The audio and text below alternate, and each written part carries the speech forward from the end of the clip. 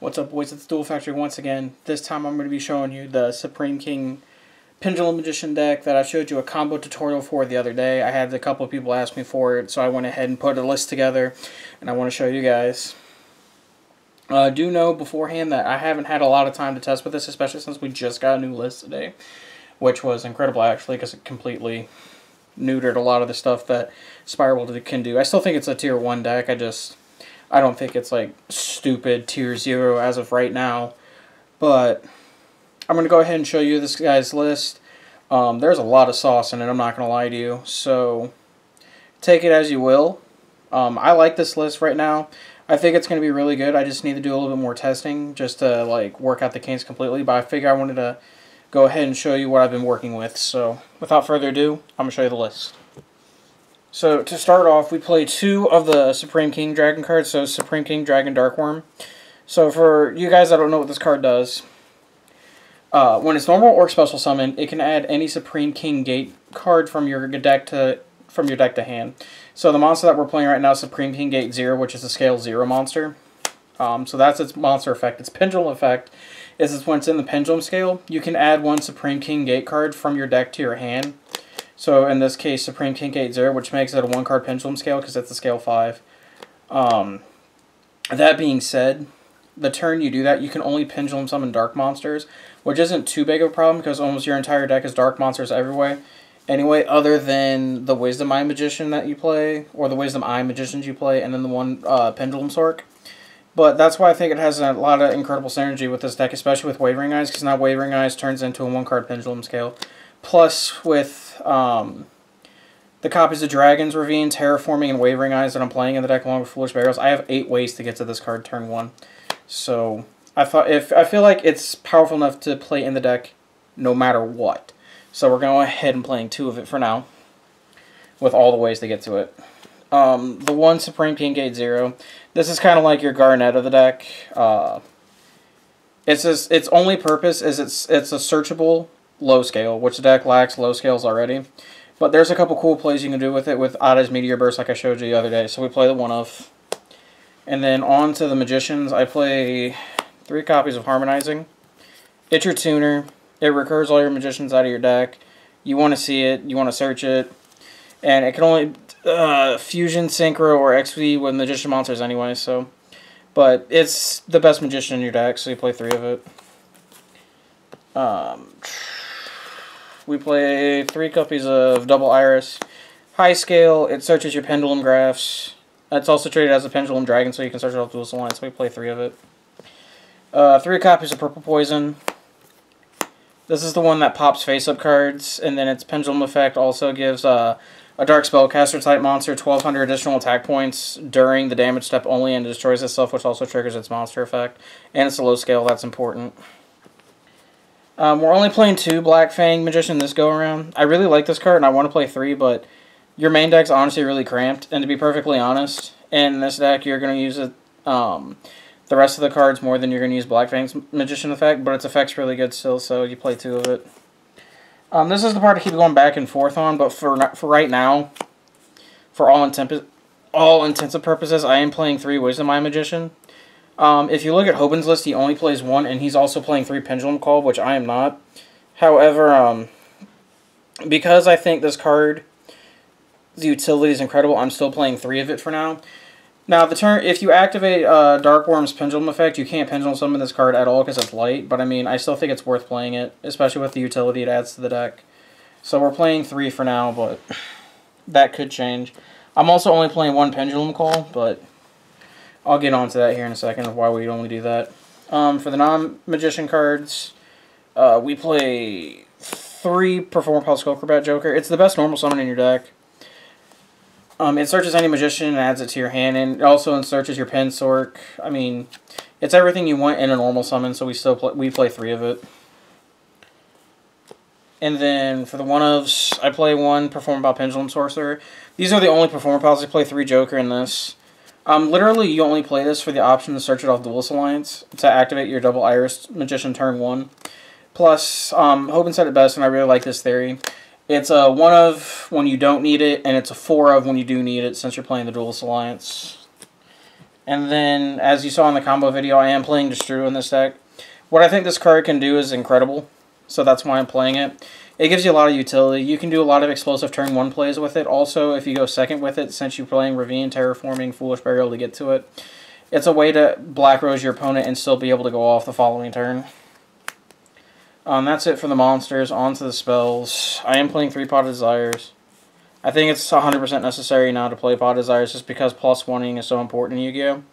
Not only that, but you really want the extra cards in a Pendulum deck to be able to combo off turn 1 or be able to push your opponent's stuff turn 2 or whatever.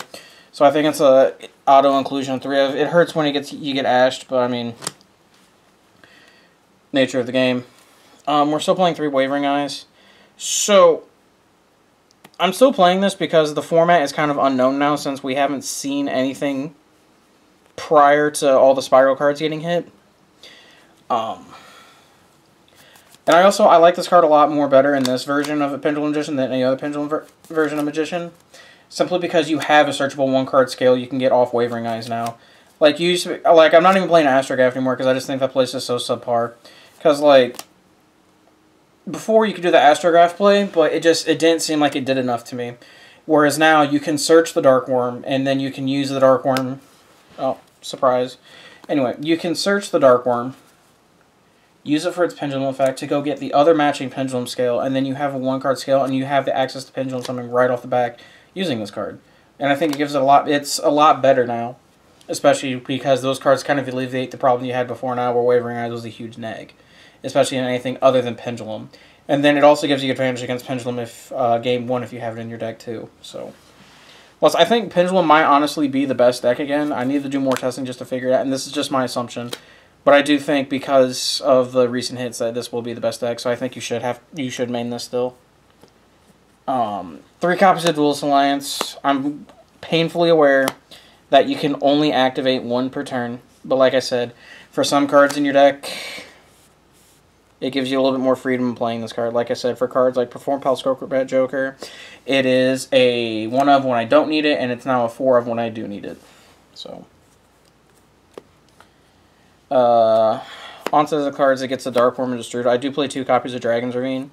I was talking to my buddy about this, and I originally was going to play Foolish Burial and the Dragon Shrine just like Hobans did, but I feel like this card gives you a lot more utility with those cards, simply because this is searchable by Terraforming. So if you play 2 of this and you also play 2 copies of Terraforming like I am, and if you count the Dark Worms, so that's 6 ways already to get to the Dark Worms. If you count the Wavering Eyes, you're looking at 9 almost total. And when you have that high of percentage of seeing a card, one of your major combo pieces, turn 1, it ups your consistency a lot. So I think it's worth playing the Dragon's Ravine over the Foolish Burial and the Dragon Shrine. And like I said before, because of that logic, I'm also playing 2 Terraforming to get to it. Plus, another thing is once you see the first copy of Dragon's Ravine, you don't necessarily want to see the second. And this is a really, really old theory. So this essentially takes the second copy out of your deck.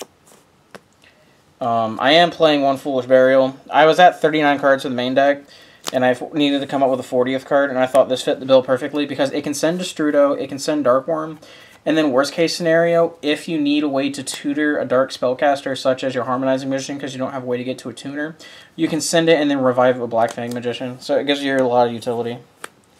1 Pendulum Call. This is also a change I did from Hobans' list. I love this card. I think this card's really good. But it's so bad versus Ash that I don't want to run the risk of playing 3 just because I think Ash is going to be a popular hand trap now. So it goes back to that same theory, like, and it's a really, really good theory. Like, it's a 1 of when I don't want to see it, and it's a 4 of when I do want to see it. So there's that. Then 1-star Pendulum Graph. It's really good turn 1 with Wisdom Eye Magician because it keeps recurring your magicians. But I'm only playing 1 because I feel like it's only good that turn 1. The rest of the game, I don't think it's that powerful. So we're going with 1 right now. And then the only traps I play are 2 Time Pendulum Graph. This card's phenomenal. You guys already know what it does. So there's that. And then that is the main. On to the extra. Like I said, base flawless. To the Synchros, I do play one Odd Eyes Meteor Burst for a combo that you guys saw, but in this deck version, I'm not playing the Tomahawk play. I'm actually playing the watered down version of it because I think it's more consistent. But one Odd Eyes Meteor Burst, one Black Rose Dragon for going second. And then for the level 8s, I play Supreme Green Dragon Clearwing. It's Raigeki on legs. Enlightenment Paladin. It's really good going first because you can add back Wavering Eyes if you open it. You can add back Duelist Alliance. You can, if you really need to, I guess you could add back Pot of Desires, but he's really good. Plus, he's revivable off of Black Fang. One Ignister. We can only play one, so I'm playing one. This card's busted, though. And one Omega. I would be playing two if I was still playing White Wing, but I'm only playing the one right now. Plus, your extra deck is really cramped when you play this version. For the Xyz, I'm playing one Supreme King Dragon Dark Rebellion. There's some really cool, nutty OTKs you can do with this. One Trapeze Magician. One number 41 Boguska, the turn 1 stun card. The card's really good. Time Star Magician. You only need one of it, honestly. When I play this deck, I never make two, so one's fine. And you can recur it off of Black Fang if you really need it. Tornado Dragon. This card's not as powerful as it was before, but there's still some cool turn 1 combos you can do that lets you add Time Pendulum Graph by destroying double Iris. I wasn't playing this originally, but this is a complete theory card, so don't judge me too harshly for this. But I am playing one Mecha Phantom Beast Dracosac as the rank 7. So, originally in the combo, you saw me doing that I was playing Galaxy Tomahawk, and that also allowed me to play Firewall Dragon. However, Tomahawk is an interesting card because it's only good going first, and it's literally only good turn 0. Every other point in the duel, I just think it's really, really subpar. So, there's a different version of the combo, and if you guys want to see it, let me know in the comment section below, and I will go ahead and make a video and show it to you. But you can make Decode Talker using this card. It's a one-card Decode Talker, essentially. So, your ending board is you won't necessarily end with the Firewall and Proxy Dragon, but you'll have a Decode Talker, and you'll be able to make a rank 4, or 2 rank 4s, or 2 level 8 Synchros, or rank 4 and level 8 Synchro, whatever you want to do. But this card allows you to do it. Plus, I also kind of like it because you can also tribute it off in the extra monster zone, just like you would a Diamond Direwolf, and pop a free card and open up your zones to be able to make more monsters. So I thought it was a good enough effect to incorporate it in this strategy, especially since you're playing a lot more combo-centric build. And that's it for the XZs, and then on to the Link monsters. I'm playing 2 Proxy Dragon. You use one for the combo. The second one, however, you use to more essentially just remove Boguska off the board. Because turn 1, you want to be able to summon Boguska to stun your opponent, but then you want to be able to make your plays. And then the only way to do that is either turn the Boguska into attack position, or take it off the field completely with Proxy Dragon. And it's kind of cool, because if you do like the Decode Talker play turn 1, and you have your 2 boss monsters that you make, you can just normal summon any monster out of your hand, essentially, and then make the Boguska, and then you open 3 zones to Pendulum Summon too. So, 2 of that, and then the one aforementioned Decode Talker. Like I said, this is for the combo, plus it opens up zones for you to Pendulum Summon more monsters, and that's really crucial in this deck, so there's that. And that was my Supreme King Pendulum Magician deck profile. Arguably, it still has a lot of work to do, and I kind of want to like work on the extra deck a little bit, but right now, in theory, it seems like it's really good. I'll be able to get to test it this week, so I can kind of give you a better in-depth idea of what you should play and everything like that. And if the build changes too much, I will definitely give you guys an updated list. But I wanted to bring you guys something that you could work with and something that you can build off of. And I feel like this was just the perfect time to show you this, especially since the ban list just came out. And everyone's probably scrambling to figure out what the hell they want to play. So I figured the more I can give to you, the better it is. Always remember to like, comment, subscribe. Thanks you guys for watching. I'll see you later, alright? Peace.